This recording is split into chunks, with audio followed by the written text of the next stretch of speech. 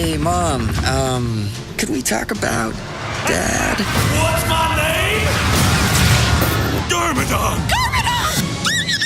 So, when you guys got together, was Dad always an evil warlord? Okay, well, here it is. I got swept up. He had so many plans. He was so ambitious. He said he wanted to conquer the world. It must have been. I thought it was a figure of speech. But if I had never met Garmadon, I would have never had you.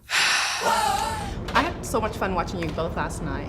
And every time when I hear your voice, I'm like, it reminds me of The Big Sick, because you have such a distinctive humor and very funny voice. Oh, thank in a good you. way. I will take that as a compliment. Yes. Yes. So I'm pretty sure you guys are big fans of Lego. Can you talk about the preparation of voicing these characters?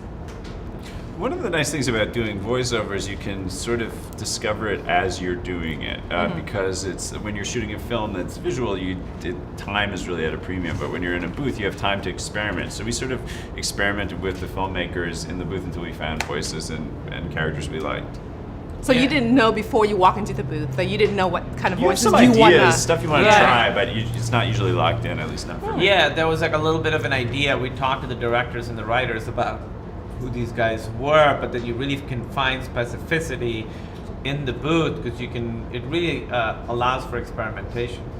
Well, I thought your character, I thought he was really funny. And I don't know if that's something that you wanted this character to be over the top funny, or was that just came out naturally? Because every time when I hear your voice, I'm like, those are really smart, intelligent comments, but yet they're really deep funny. Oh, thank you. Yeah, I mean, you're funny too, but I'm mortified.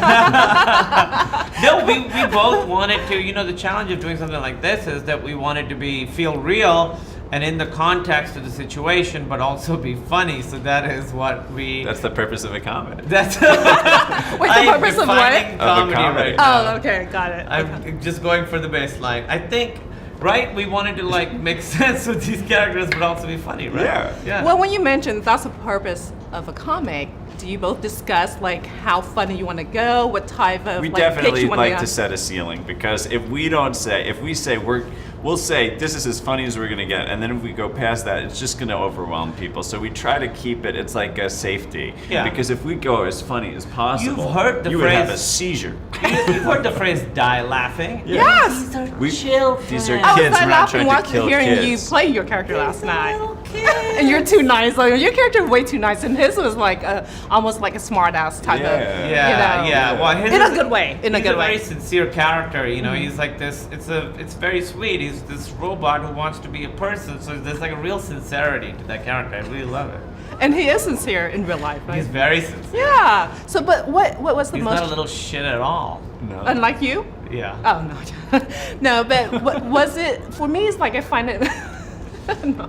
For me, I find it probably easier for actors when they do voiceovers, because you don't have to worry about makeup. You don't have to worry about a lot of things. You can be in the booth and just, like you said, you find your tone, your tune, your characters, and you go all the way out. Did you agree with that? I still did pretty aggressive makeup for this. He would Have you ever show seen up. Cats? No. No. So you the walked Andrew Lloyd in. Webber musical? Yeah, I'm aware of it, but no, I Yeah, haven't yeah, seen it yeah. yet. I get that done. I dressed as Mr. Mistopheles before I recorded Zane. Any photos you could share with us? No, I don't do that. It's just for me. It's not for the wider public. It's just for my own confidence. It was very unnerving to look over and see just a giant cat person talking in a robot voice. Very incongruous. But And you had nightmares about it, right? I still do. Yeah.